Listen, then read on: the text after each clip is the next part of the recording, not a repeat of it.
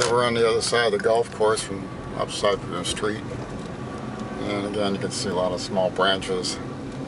Hopefully you can see a lot of it going right into the sun here. Oh, here we go. There's a tree right across from the golf course. It's down. Pine tree at that. Wow. Spruce or something.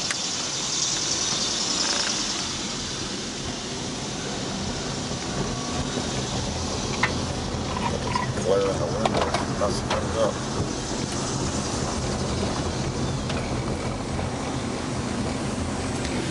Looking down there, got some branches crossing the road. Generator's going.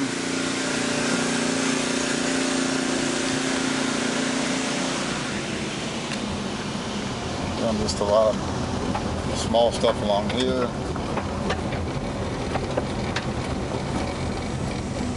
This place always gets hit for some reason.